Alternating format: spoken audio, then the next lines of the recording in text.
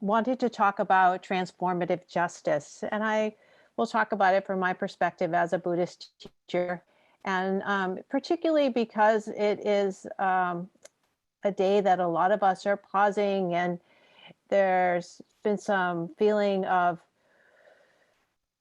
relief, I guess, for some people like myself, that there was some justice in the trial of Derek Chauvin and that he was found guilty, and that was something that a lot of people, myself included, were really hoping for. And just that sense for me that like the uncertainty about whether that was going to happen or not is indicative of the systems and the structures of supremacy, white supremacy culture in our country. And so I thought I would talk about transformative justice because for me, it really is based in the Buddhist practice of ahimsa, which is non-harming. And ahimsa, ahimsa, is such a basic practice for us as Buddhists, for many people in many traditions, actually. And for me, it doesn't come easily because there's so much training in the sense of punitive justice. And that, I have to say, like, I couldn't believe the thought in my mind. And then I was like, of course it's there. And as soon as I heard the verdict of he's guilty, I was just like, had this image of like, he should have the same thing done to him, like put the knee on his neck for 9 minutes. I just had this like that. And it just came up and I was just like, whoa, gosh, that's really intense that you have that vengeance, that really desire for revenge against another person. And then I thought to myself, that's a thought. I don't need to believe that thought. And it might be true that I have that feeling. And it made me realize, too, that punitive justice is what I've been trained in. Punitive justice is the training that somebody does something wrong and then you punish them. I was raised that way, raised to be punished if I did something wrong. Society put me in my place so many times by punishing me for acting out in different ways. So punitive justice is something that I know a lot about in terms of the culture of my family and the upbringing. And so it made sense to me that thought of just like punitive justice. And there's some real sweetness in the body when that happens. There's just a lot of energy that comes up, like, and I can think about long-term sustainability, long-term transformation when that comes up. And so then there's also a practice that I've been involved in and that a lot of us are involved in here at the East Bay Meditation Center of restorative justice. And the restorative justice is this concept of bringing in the community to really restore the balance and the harmony of the community, to realize that it isn't just between the 1 or 2 or 3 individuals that the harm has happened, but the whole community is impacted.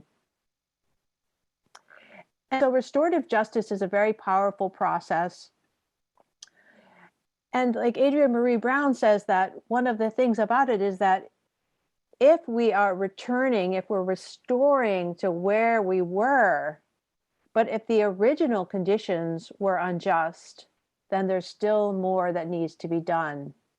So restoring it to an unjust society doesn't really transform the underlying principles. And that's where transformative justice comes in. And Adrienne Maree Brown talks about transformative justice where it goes down to the root systems of harm. What do we need to do at the roots so this harm is no longer possible?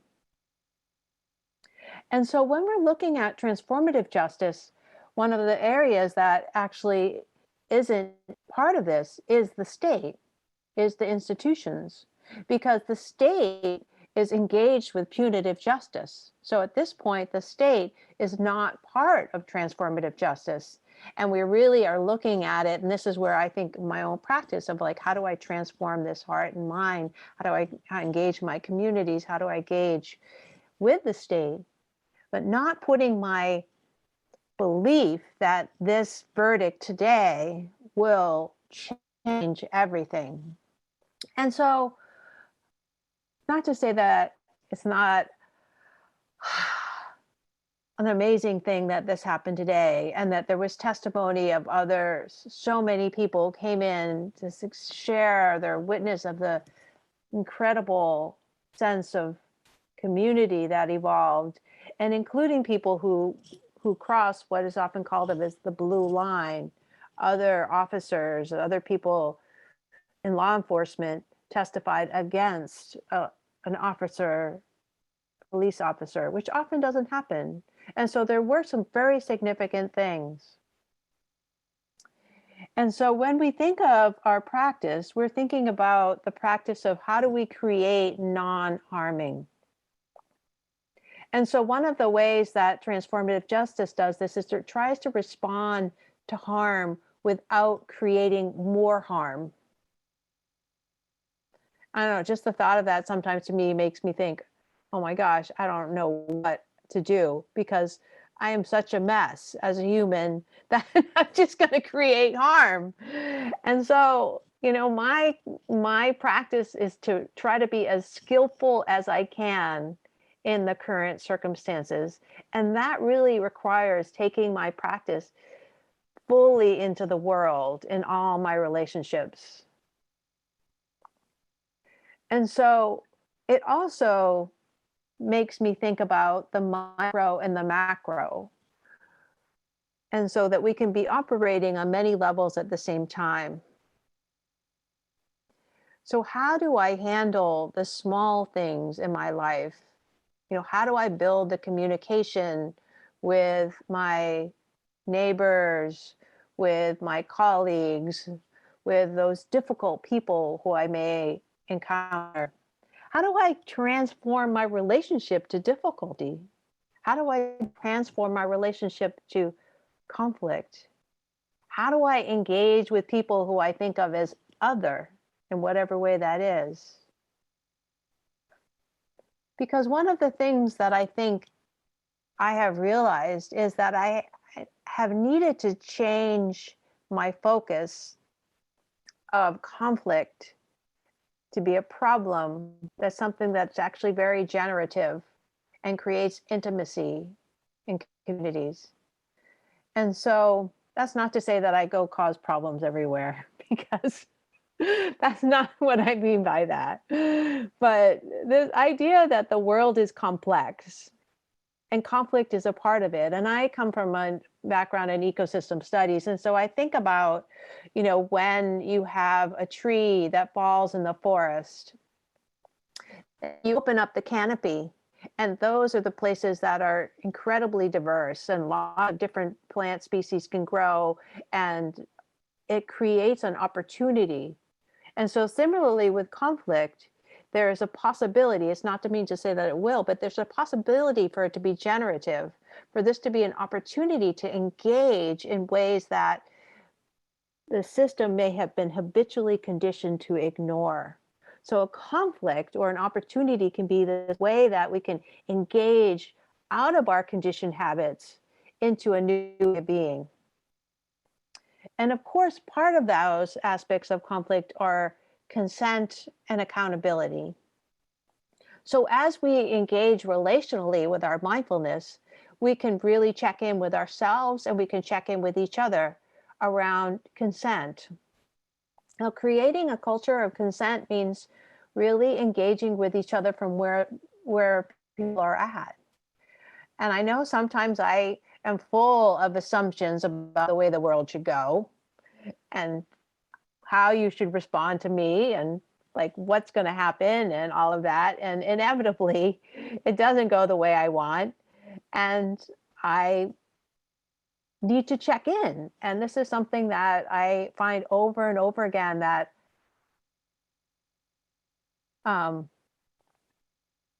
you know, sometimes I don't remember to ask for consent. Is it okay to talk about this now?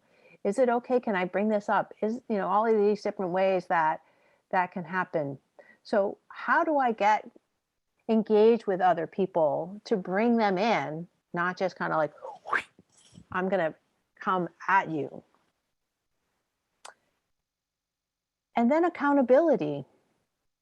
And accountability is this very complex engagement with each other where it requires us to have a reflect on our own actions, to think about, if we caused harm, what's going to be the repair? What if we need to apologize? How might we change our behavior? Mia Mingus, who is one of my, if you've probably heard me speak of her before, she's a disability justice activist, Korean American. And she says there's four parts to accountability.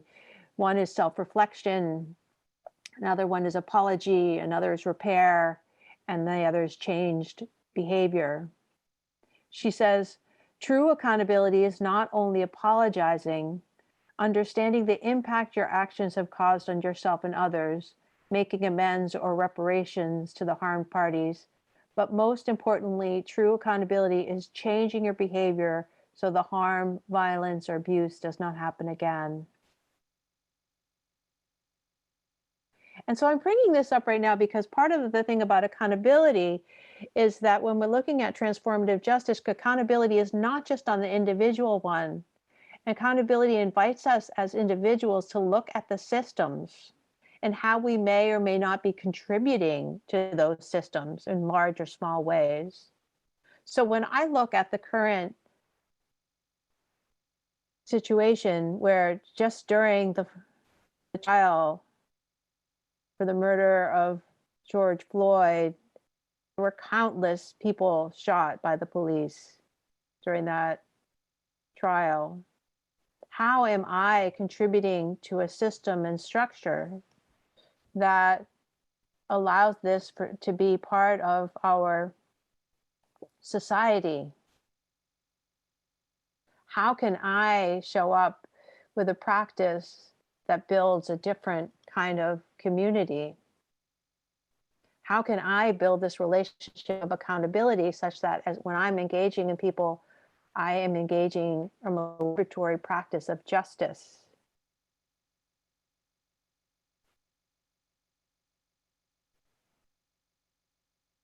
Because there's some way that these patterns of injustice that we've become accustomed to, is there a level of acceptance that I'm engaging in? What am I doing? This is a practice that I reflect on. How can I shift the environment? So the disproportionate amount of the harm was on the murderer, who was charged and found guilty today, and the police officers who supported that. But also bringing our practice to looking at the underlying dynamics. And how can we prevent and intervene in creating a culture of nonviolence, of ahimsa, of peace? And one of the things that we can look to is we can look to the work of immigrants, queer folks of color, disabled folks, sex workers, other people who have never been able to rely on law enforcement, who have always been seen as outside of the boundaries, that we've been outlaws of some sort.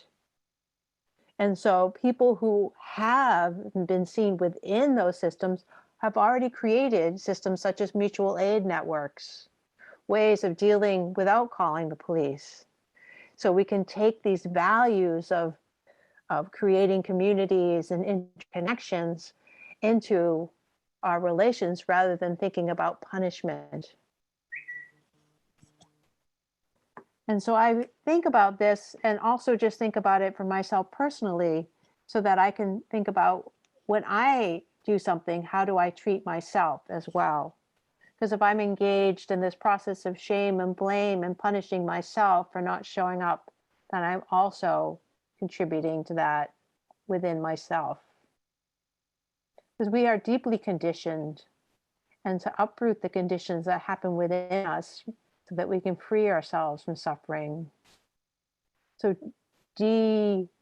disrupting, I actually think that part of mindfulness can be a really great way to disrupt the habit patterns of mind that we've been conditioned in. And sometimes that's very hard because we've become so comfortable with the conditions in our mind that they can just be like, oh, this warm, fuzzy sweater. But it actually is it contributing to liberation, or is it contributing to continued suffering? And so that's where we have to have our patience, the kindness, and bring all of that on. So those are some reflections tonight on this time of in our country where we have received a verdict of guilty, and we still have tremendous work to do to cultivate kindness for ourselves, kindness in our communities, and transformative justice so that we can create communities where we don't have to rely on the state that's so unreliable in these courts and these systems.